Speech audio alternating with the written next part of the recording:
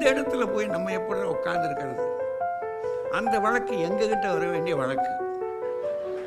ஆனால் இவர் கொடுக்குற தீர்ப்பு எங்க அற்புதமான தீர்ப்பு. இந்த தந்திரத்தை நாங்கள் கீழே செய்ய முடியாது.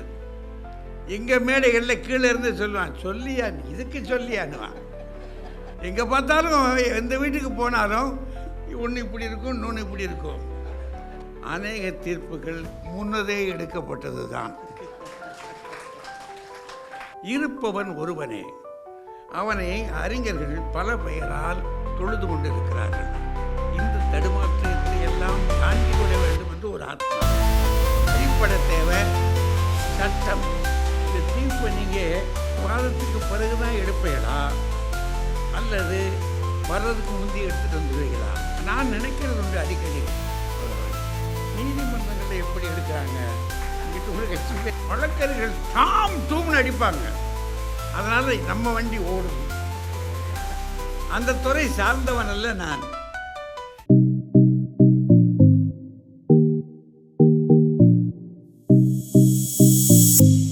புத்தகங்கள் இருக்கும் வரை சிந்தனைகள் குறையாது. தமிழ் வாழும் வரை இவரின் அடையாளமும் மறையாது.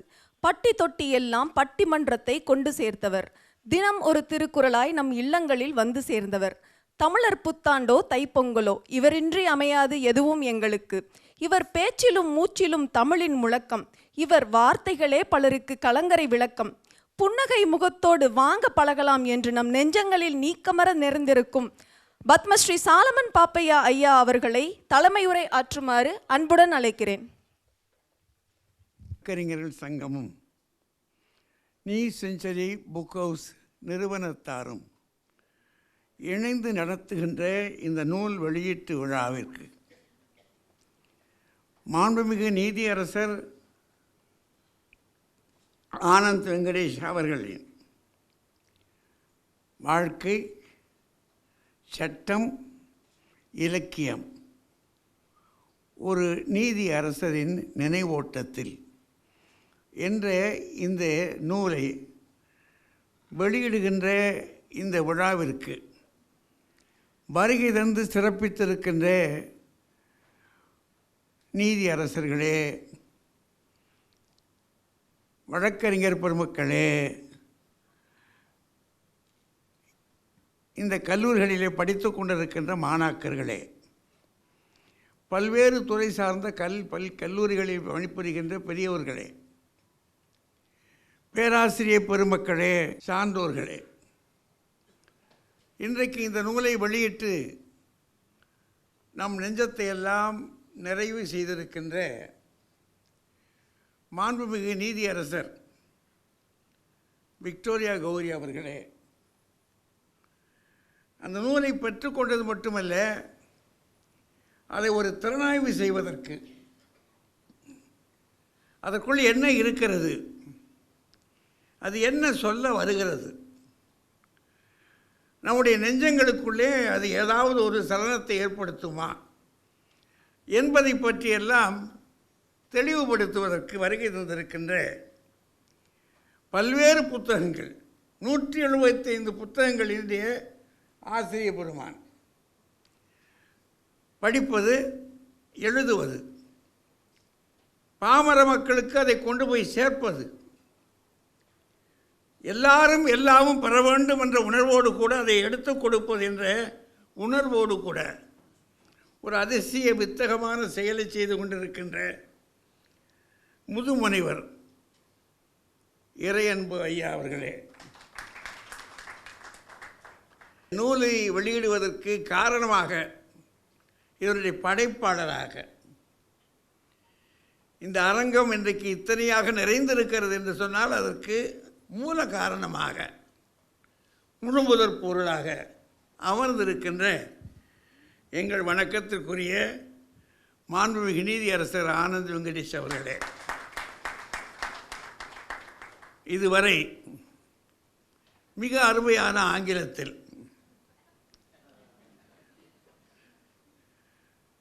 நூலுக்குள்ளே என்னென்ன இருக்கிறது, இவரை பற்றி என்னென்ன சொல்லலாம். எனக்கு அந்த வட்டாரத்தை பற்றி ஏதும் தெரியாது.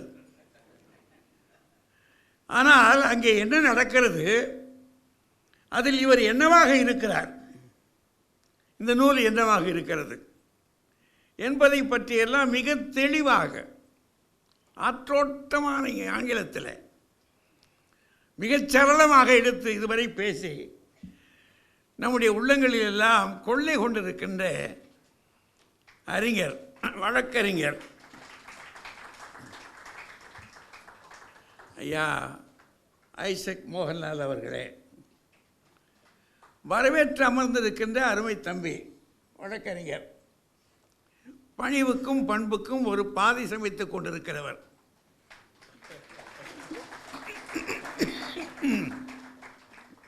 அருமை தம்பி சாமிதுரை அவர்களே,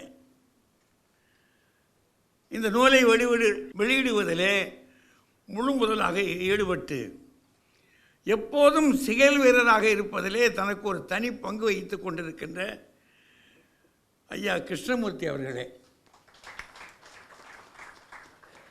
பெரியோர்களே, உங்கள் அத்தனை பேருக்கும் என்னுடைய பணிவான வணக்கத்தை நான் தெரிவித்துக் கொள்கிறேன்.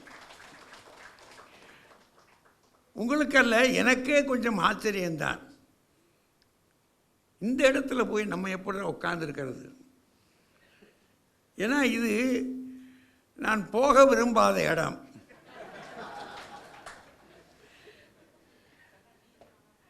அங்கே என்ன பேசுகிறார்கள் என்பதும் எதையும் தெரிந்து எத்தனையாக பேசுகிறார் என்பதையும் பார்க்கிற போதெல்லாம் வியப்பாகத்தான் இருக்கும்.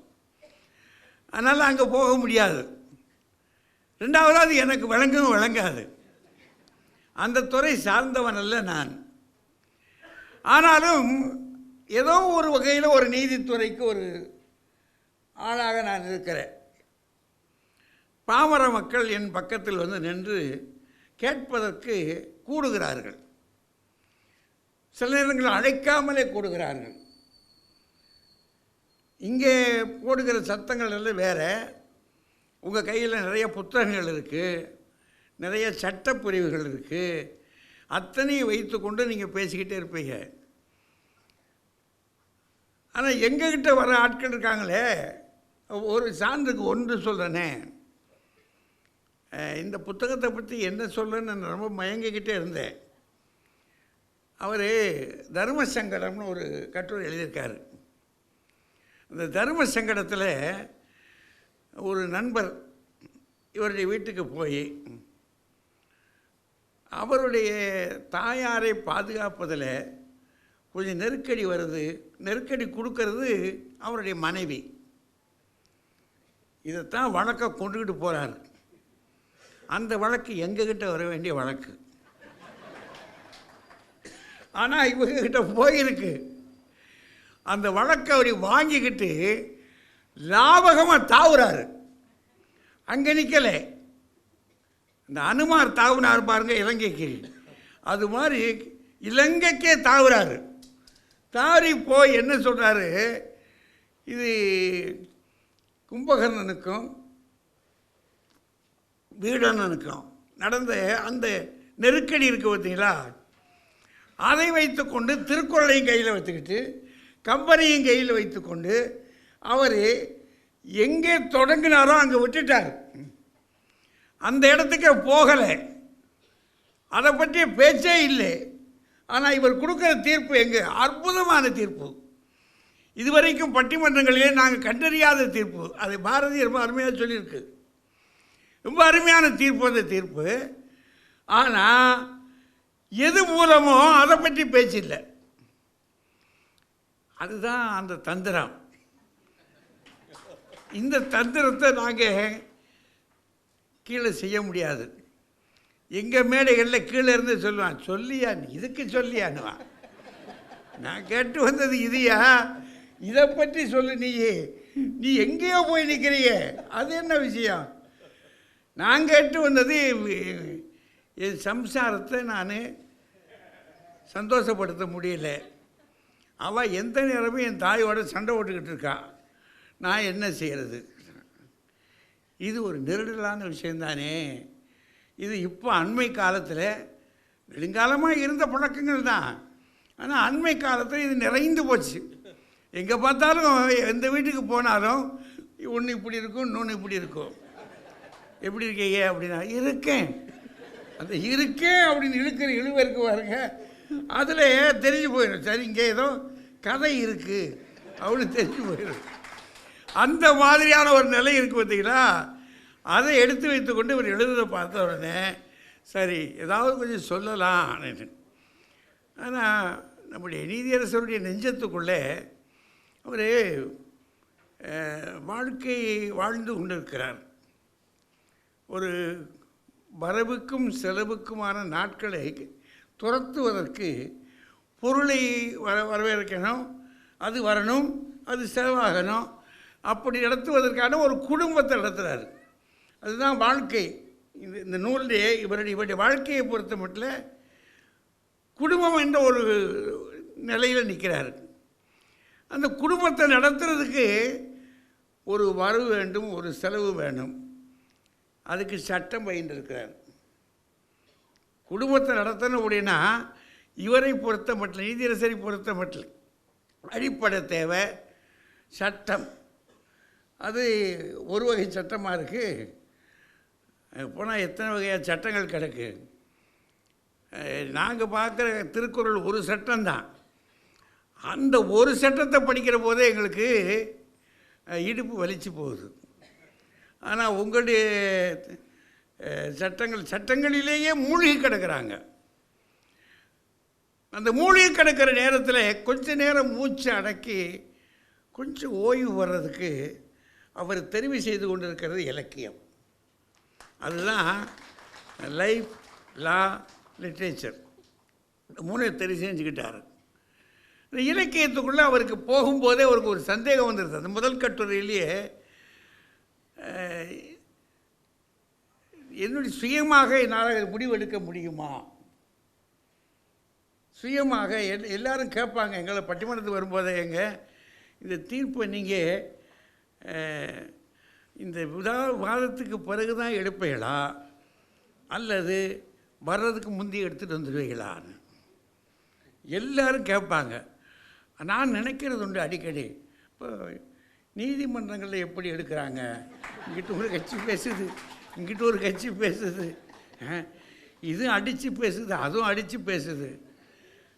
அடிக்கடி இந்த வார்த்தைகள் அங்கே நடந்துக்கிட்டு இருக்கு. அப்போ எப்படி இவங்க முடிவு எடுப்பாங்க இது? இப்போ எனக்கு இருக்கிற இவங்களுக்கு இருக்கிறதெல்லாம் கிரிமினலு, அப்புறம் இன்னொன்று என்ன இருக்குது, சிவிலும் கிரிமினலுமான சட்டங்களுக்கு தான். அதுக்குள்ளே நிறைய விரைவாக போய்கிட்டு இருக்கு. எனக்கு இருப்பது சமுதாயம். ஆக உங்களோட தொடர்பு இல்லாத ஒரு இடம் அது. தப்பிச்சுக்கிட்டேன் நான் அந்த இடத்துல. அதனால் இது சமுதாய வழிக்குள்ளே போன பிற்பாடு என்ன சொல்லுவது அப்படின்னா முதலே தெரிஞ்சு போயிடும். வழக்கறிஞருடைய வாதத்துக்காக தீர்ப்பு கொடுத்த ஆரம்பித்தோம்னு சொன்னால் உண்மை செத்து போயிடும். வழக்கறிஞர்கள் டாம் டூம்னு அடிப்பாங்க. ஒரு குடும்பத்தினுடைய பெருமைக்கு பெரிதும் காரணம் கணவனா மனைவியா அப்படின்னு வந்துருச்சுன்னு சொன்னால் மனைவி கட்சிக்காரங்க சில நேரங்களில் வாத திறமை குறைவு காரணமாக மெலிஞ்சு போயிடலாம். ஆனால் ஆண்கள் இருக்காங்களே வாய்ச்சாலைகள், ரொம்ப காலமாக படிச்சுக்கிட்டு வர்றோம் இல்லையா, நிறைய நெடுங்காலம் படிக்கிறதுனால அவங்களுடைய வாதத்தை மிக கங்குகரை காணாமல் அதை விட சத்தம் போடுவான். கனமான சத்தங்கள் இருக்கும். இப்போது இந்த சத்தத்தை வைத்துக்கொண்டு தீர்ப்பு கொடுப்பதா இல்லை இந்த அமைதியை பார்த்து இதை இல்லைன்னு ஆக்கிறதா, இல்லை ரெண்டையும் நிறைவு செய்து ஏதாவது ஒரு தீர்ப்பு கொடுக்கறதா? அந்த தீர்ப்பு இந்த 2 பேர் பேச்சிலையும் இல்லை. 2 பேர் பேச்சிலையும் இல்லாத சில செய்திகளை சொல்லி ஒரு தீர்ப்பு கொடுக்கணும்.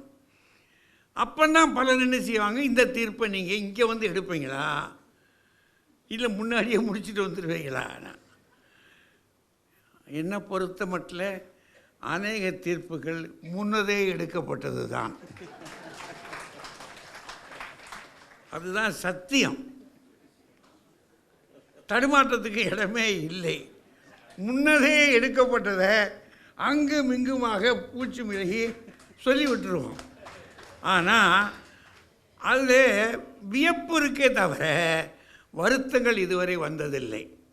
யாரும் என்ன சொன்ன, இங்கே பேசுனது வேறு, இங்கே நடக்கிறது வேறு, நீ என்னையா சொல்லியிருக்க அப்படின்னு என் முகமறிய இதுவரைக்கும் யாரும் சொன்னதில்லை.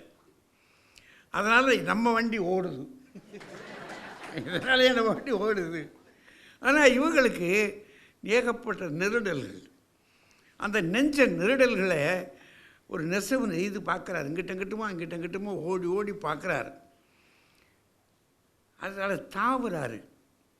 எது பாதிப்புகள் வருமோ அப்படின்னு தாவுறாரு. ஒரு ஒரு குருவை தேடுறார். இக்காவது நமக்கு ஒரு ஞான குரு கிடைச்சிட மாட்டாரா அப்படின்னு குருவை தேடுகிறார். தேடுகிற ஆட்கள் மாணிக்கவாசக பெருமான் அப்படி தேடி பார்த்தார், பாரதியார் தேடி பார்த்தார், ஜெயகாந்தன் கூட தேடினார்.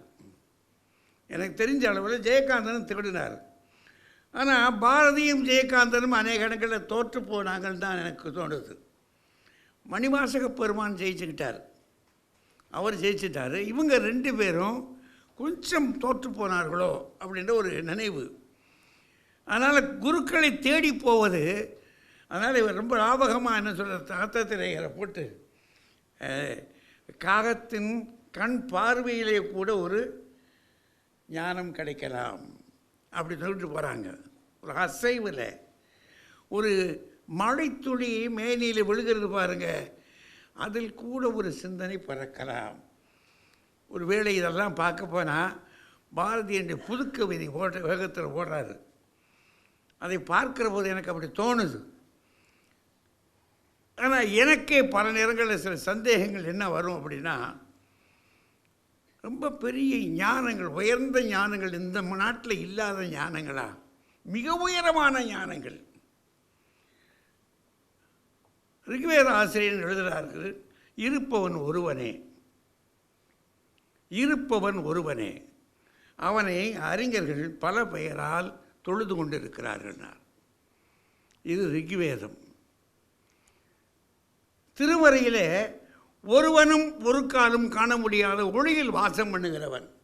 அதாவது பார்த்துருக்காங்களான்னா கிறிஸ்தவ திருமறையில் தெளிவாக சொல்லுது, ஒருவனும் ஒரு காலும் காண முடியாத ஒளியில் வாசம் பண்ணுகிறவன். இருக்கிறவன் ஒருவன், அவன் யாரும் பார்த்துருக்காங்களா அப்படின்னா இதுவரைக்கும் யாரும் பார்த்ததில்லை. இனியும் பார்க்க முடியுமா? எனக்கு நம்பிக்கை இல்லை. இஸ்லாமியின் திருக்குறள் என்ன சொல்லுது?